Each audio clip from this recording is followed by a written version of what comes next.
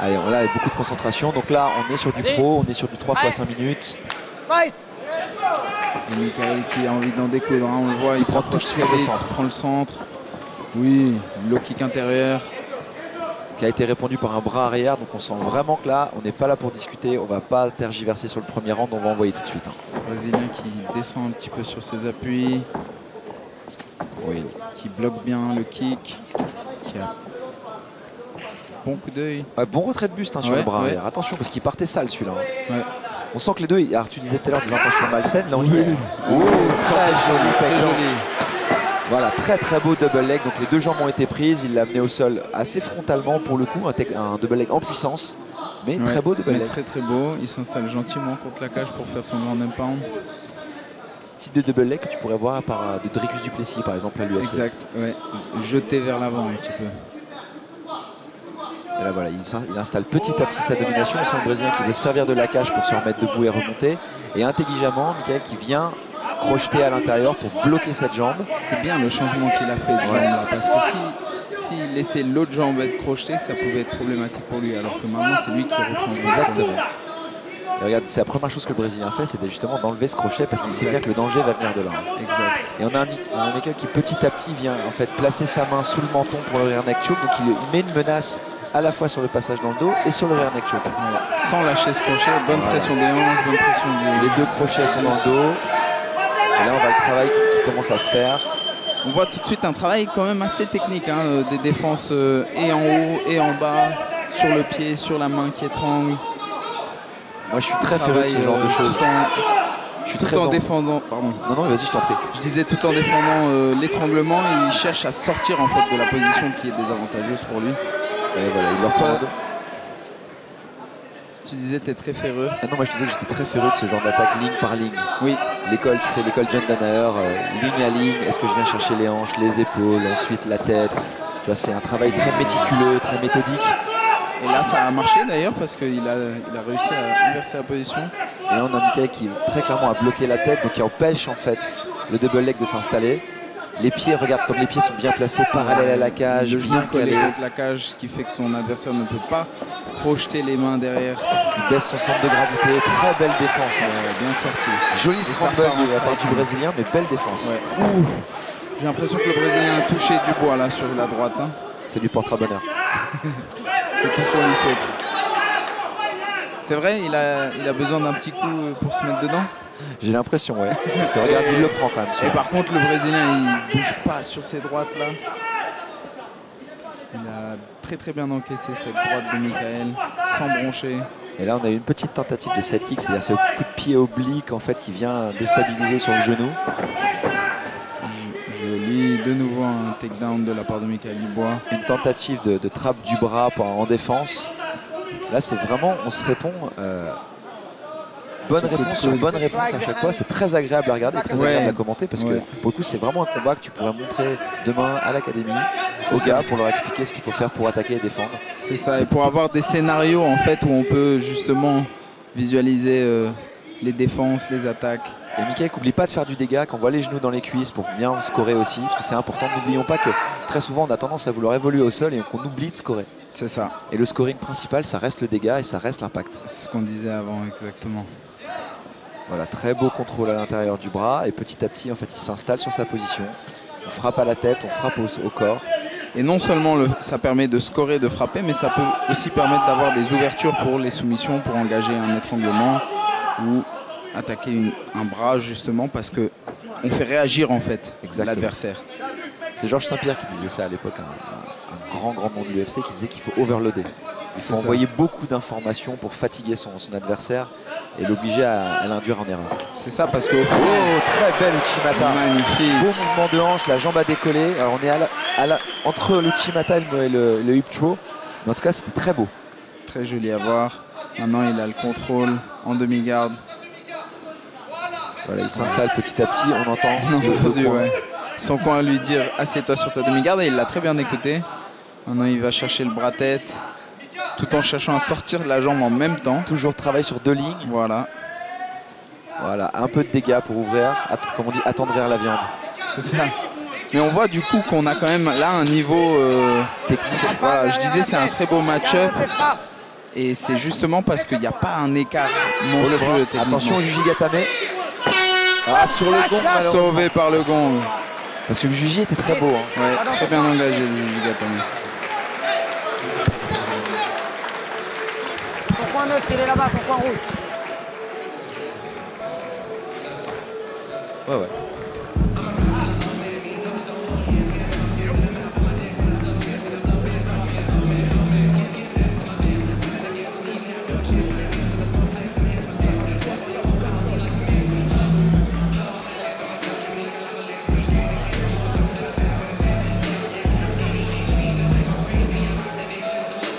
Là, j'aimerais bien savoir ce qu'il dit dans les coins. Moi, c'est vraiment, c'est un truc quand je peux l'entendre et observer, écouter ce qui se dit, parce que je suis toujours très curieux des consignes, des coins, l'interrand, quel réajustement on peut faire.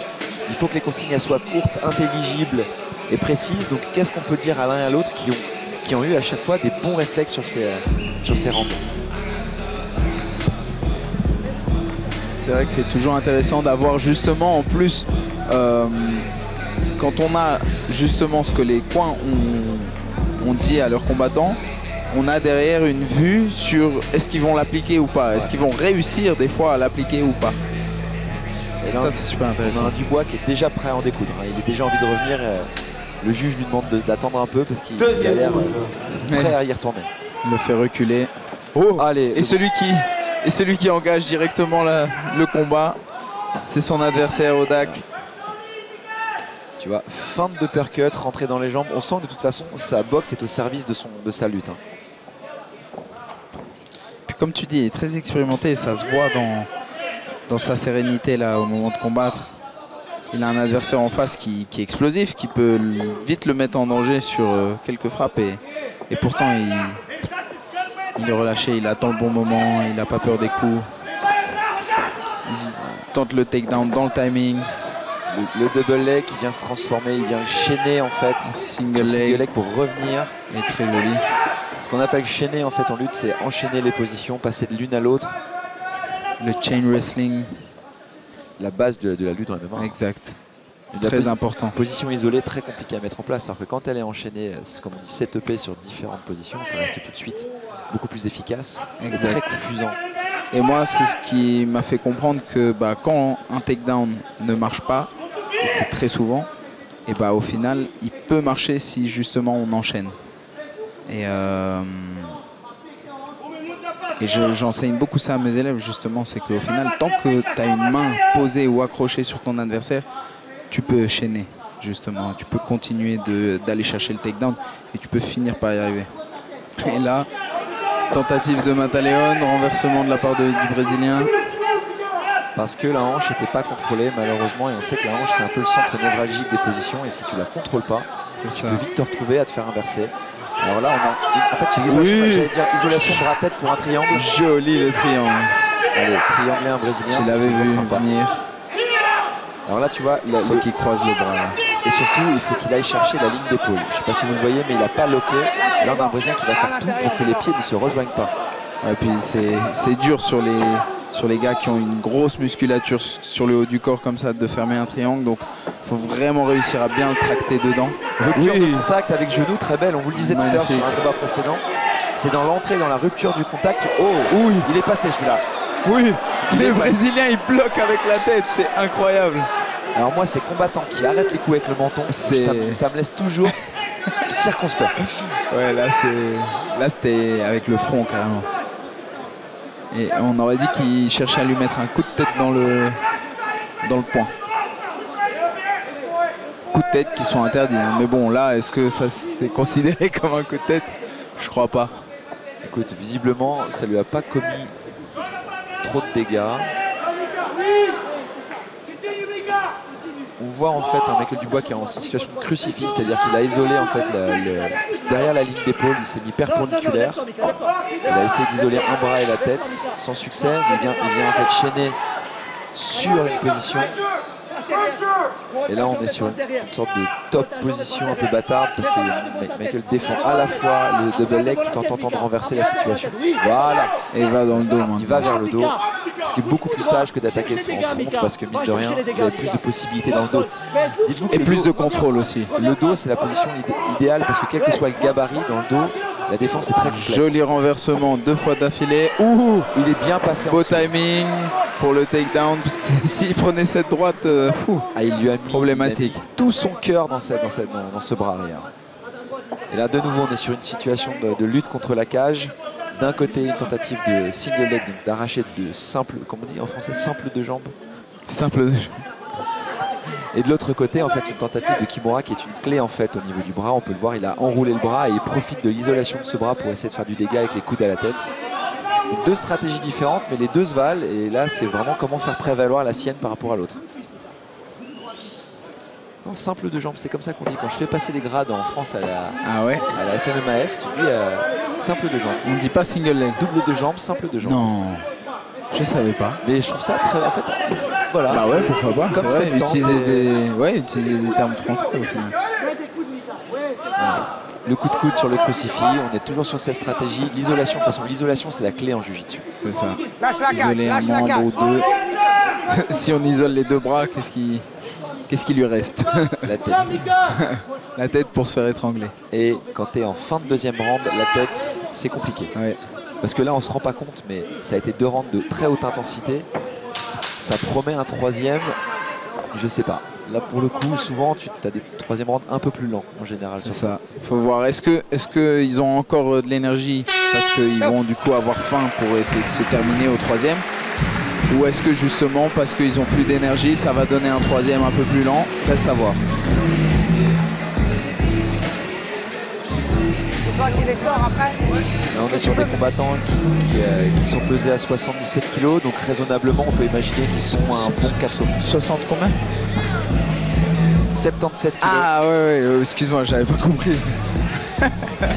Et donc on peut raisonnablement penser qu'ils sont à, comment tu dirais, 84? 84.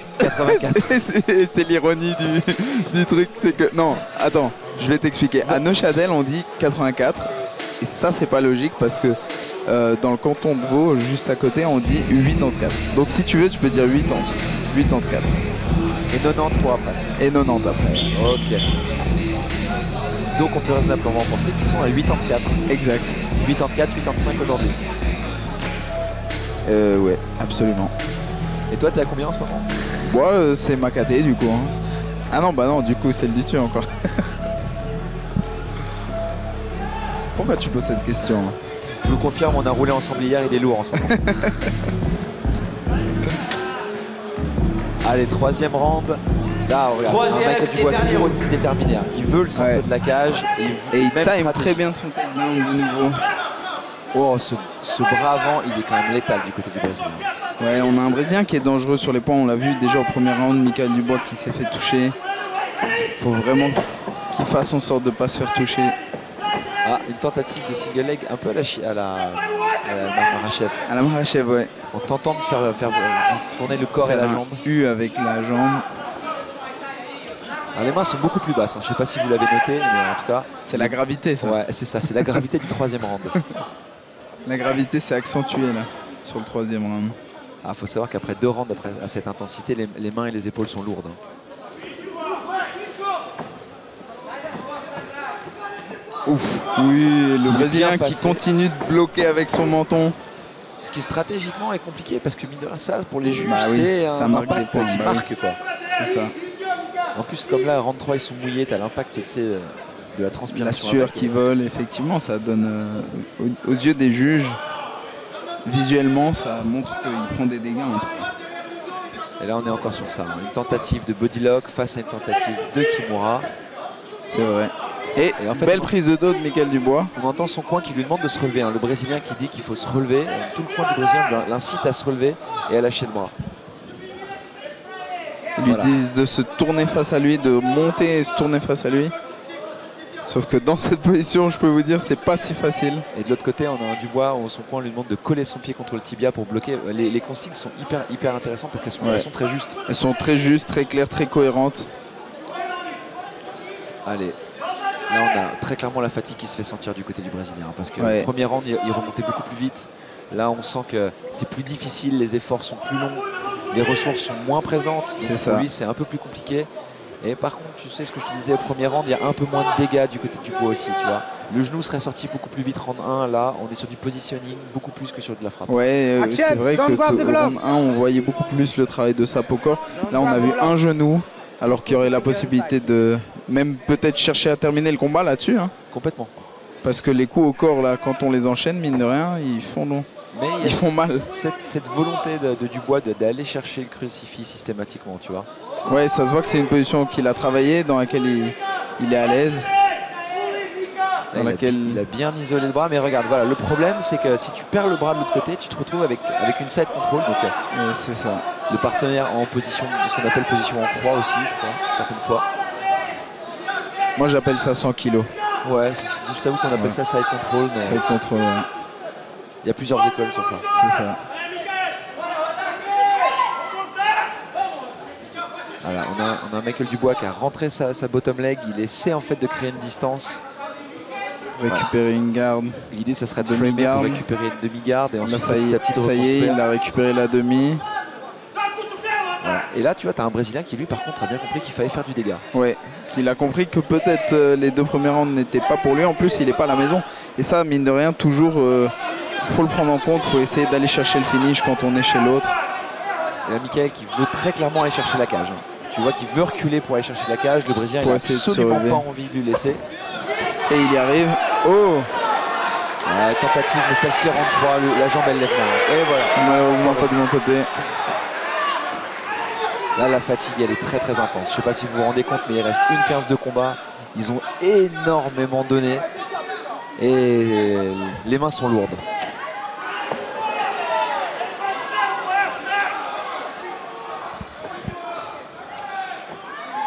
Je suis encore choqué de comment le Brésilien encaisse les coups et ne bouge pas en fait. Non, c'est même pas un gros menton, c'est une grosse tête. Ouais, c'est... Après ça, c'est malheureusement tout le monde ne l'a pas. C'est-à-dire que non. Certaines personnes ne l'auront jamais, certaines personnes l'ont naturellement, certaines personnes la perdent. Ouais. Ouais, la capacité d'encaisser, c'est vrai que c'est quelque chose que tout le monde n'a pas. Et généralement, quand tu l'as perdu, tu l'as perdu définitivement. Ouais. Et ça devient problématique parce que tu étais habitué à bien encaisser et puis peut-être il y a des situations où tu te mets pas hors de danger alors qu'il faudrait. Et là on est là très mais bon, lui il l'a pas perdu. Non, il l'a pas perdu parce que pour 35 ans il l'a encore. Ah ouais. Et là je pense que du côté des coins, notamment Dubois, on lui explique que très clairement il a l'air d'être devant. Donc il n'y a pas nécessité d'envoyer trop. On va faire 10 secondes de contrôle et laisser passer ce round tranquillement en attendant une décision. Oui, qui sera à mon avis en faveur de Michael Dubois. Mesdames et messieurs, décision unanime des arbitres.